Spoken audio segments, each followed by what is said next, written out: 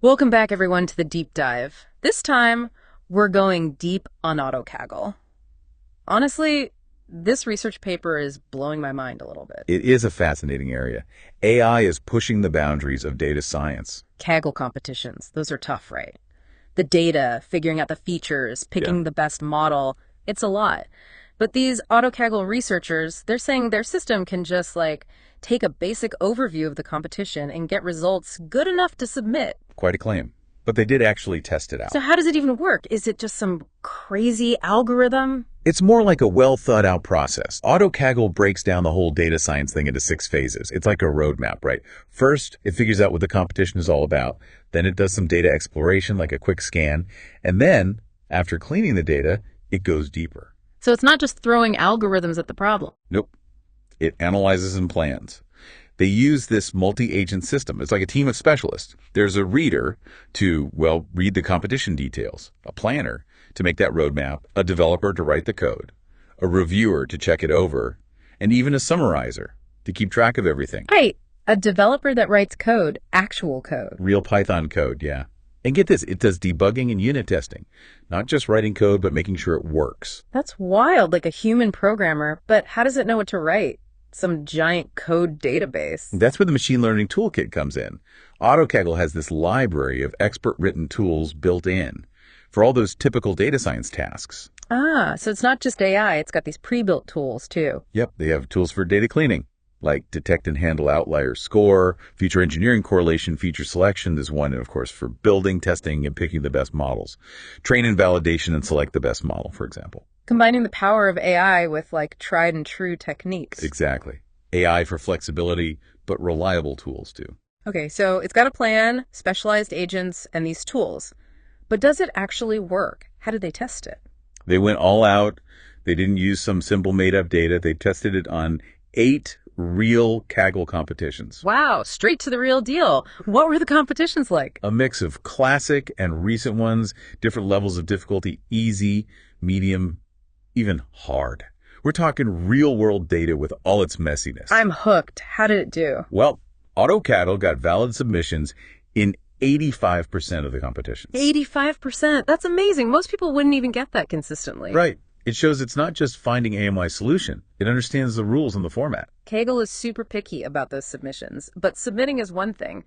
How well did it actually perform against human data scientists? That's the really interesting part, and that's what we'll get into next time. So 85% valid submissions, pretty impressive, but obviously just submitting isn't enough. Right. The big question is, how did those submissions stack up against the humans? So for this, they needed more than just looking at if it's submitted or not. They created this thing called the comprehensive score. It factors in both whether it's submitted and how good the results were. So not just if it finished the race, but how well it ran. Yeah, exactly. And they had to make sure they were comparing things fairly. So they normalized the performance metrics across the competitions because each competition has its own way of scoring. Makes sense.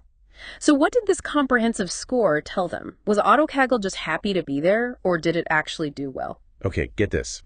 AutoKaggle didn't just keep up with the human competitors. In several cases, it actually beat them. Hold on, are you saying this AI, working all on its own, got better results than experienced data scientists, people who are actively working on it? That's what the data shows, and honestly, it's kind of a big deal. I bet the Kaggle community was freaking out. This isn't just a small improvement. This could change everything. It really makes you think about what AI can do. We usually think of it as a tool to help humans.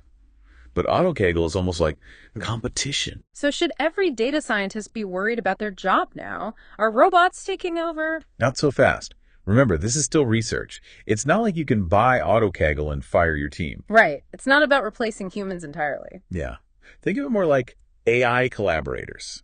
Super powerful tools that can help data scientists. So helping them work better, not replacing them. Exactly. Imagine AI handling all those boring, time-consuming tasks, like data cleaning or basic feature engineering, or even running the first models. That would free up data scientists to do the more interesting stuff. Really digging into the data, finding those hidden patterns, figuring out what it all means. Yep. They could spend more time thinking about the problem, coming up with creative solutions, and then explaining those solutions to other people. It's like AI could make data science teams way more productive, more results, faster, and more accurate. That's a good way to put it. And the researchers actually suggest this could be used for more than just competitions. Ooh, so taking this beyond Kaggle into the real world. Think about scientists analyzing huge data sets, finding correlations no one saw before, even coming up with new hypotheses.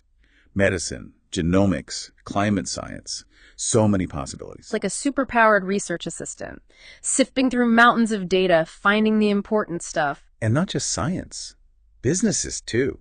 AI could help companies make smarter decisions faster, analyzing customer data, optimizing marketing, predicting trends. Like a crystal ball, powered by data and AI. Kinda, yeah. And the best part, these systems keep learning and getting better.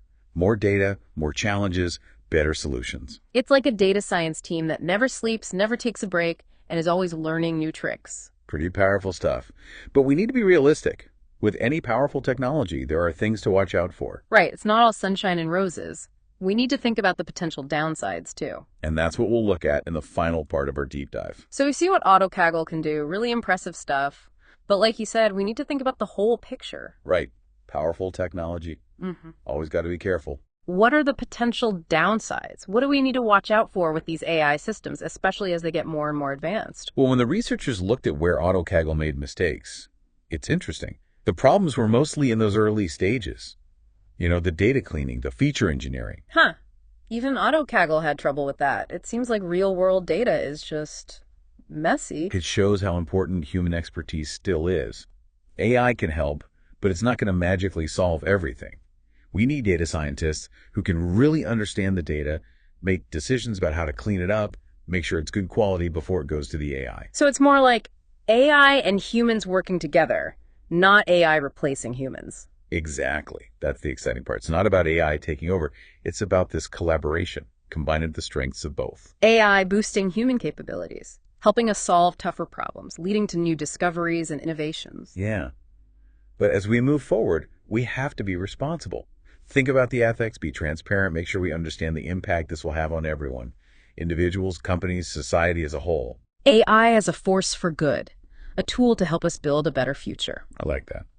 Well, that wraps up our deep dive into AutoKaggle. We saw how it works, how well it does, and what it could mean for the future of data science. But even more importantly, we got to talk about the bigger picture of AI, how to develop it responsibly, and the exciting things that could happen when humans and AI work together. It's been a really interesting discussion. I can't wait to see where this all goes next. Thanks for joining us on this deep dive, everyone. If you want to learn more, check out the show notes. We've got links to the research paper and some other resources you might find helpful. And keep sending us those research papers. We're always looking for new stuff to explore, and we love sharing these deep dives with you. Until next time, keep exploring, keep learning, and keep asking the big questions. See you then.